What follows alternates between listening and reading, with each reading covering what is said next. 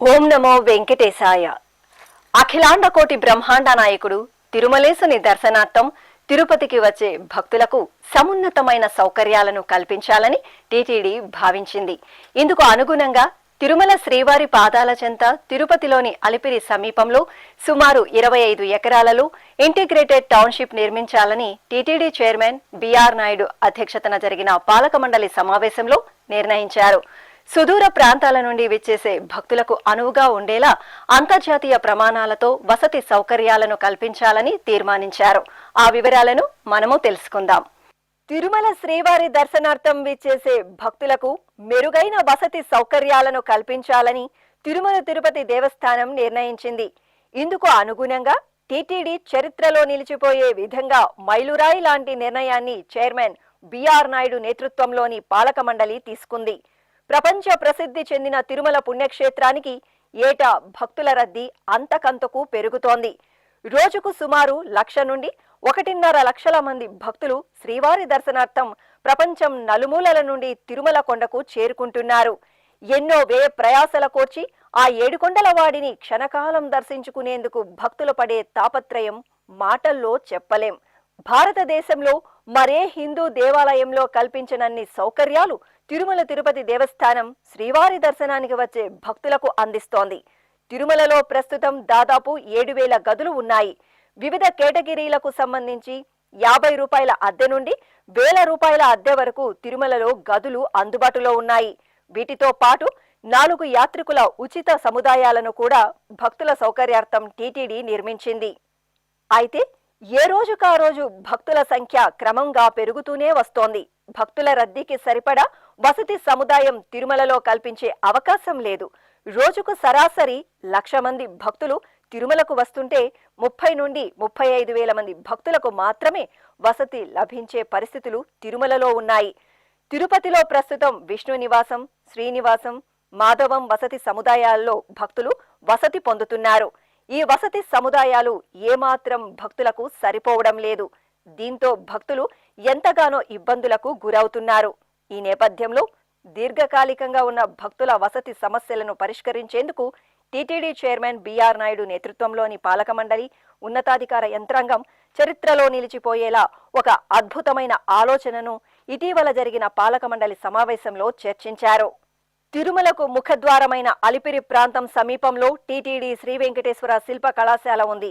ఎన్నో దశాబ్దాలుగా ఈ శిల్ప కళాశాలలో అత్యుత్తమ విద్యతో పాటు కళాకారులు శిల్పాలను తయారు చేసి టీటీడీ సొంత అవసరాలతో పాటు భక్తుల విజ్ఞప్తి మేరకు శిల్పాలు తయారు చేసి ఇస్తుంటారు. ఈ శిల్ప కళాశాల ప్రదేశంలో ఇంటిగ్రేటెడ్ టౌన్షిప్ నిర్మించడానికి అనువుగా ఉంటుందని ఉన్నతాధికారులు భావించారు. ఇందుకు అనుగుణంగా ఇటీవల జరిగిన పాలక మండలి సమావేశంలో ఈ విషయమై చర్చించారు. టీటీడీ చైర్మన్ బిఆర్ నాయుడు అధ్యక్షతన జరిగిన సమావేశంలో ప్రస్తుతం శిల్ప కళాశాల ఉన్న ప్రాంతంలో 25 ఎకరాల స్థలంలో టౌన్షిప్ నిర్మించాలని తీర్మానించారు. టౌన్షిప్ నిర్మాణం, ప్లానింగ్ కోసం అంతర్జాతీయ స్థాయిలో నిపుణులైన ఆర్కిటెక్ట్లను నియామకం చేయాలని పాలక మండలి నిర్ణయించింది. తిరుపతిలో శిల్ప కళాశాల ప్రాంతంలో టౌన్షిప్ ను నిర్మించడం వల్ల తిరుమలకు విచ్చేసే భక్తులందరికీ ఎంతగానో ఉపయుక్తంగా ఉంటుందని ఈ నిర్ణయం తీసుకున్నారు.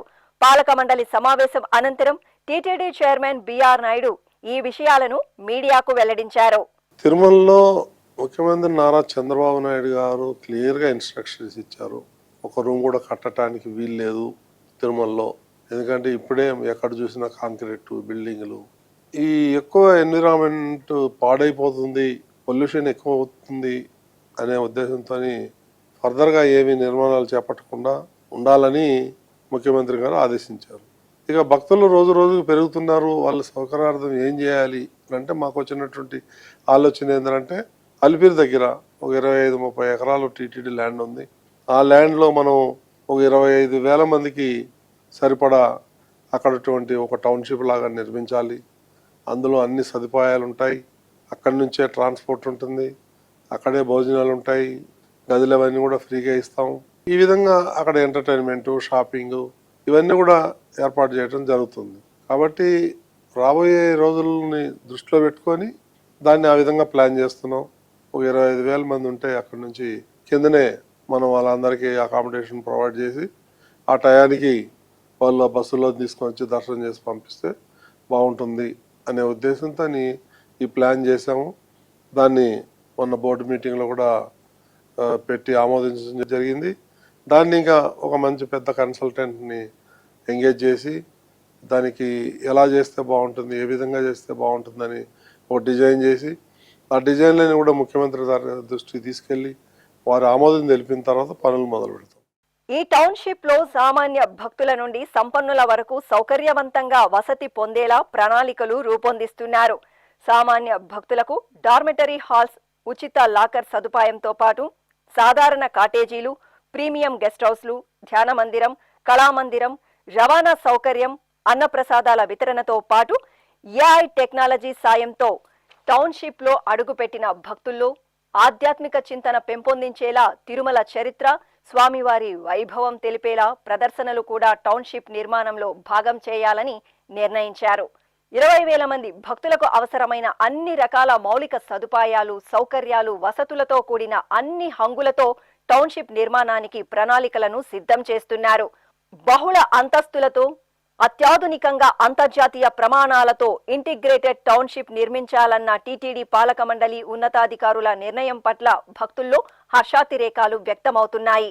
ఇదిలా ఉండగా టీటీడీ ఆశయాలకు అనుగుణంగా భక్తులకు సకల సదుపాయాలతో ఆర్కిటెక్ట్ల ప్లానింగ్ పూర్తి కాగానే టెండర్లు పూర్తి చేసి అలిపిరిలో ఇంటిగ్రేటెడ్ టౌన్షిప్ కు పునాదిరాయి వేయాలని టీటీడీ సంకల్పించింది.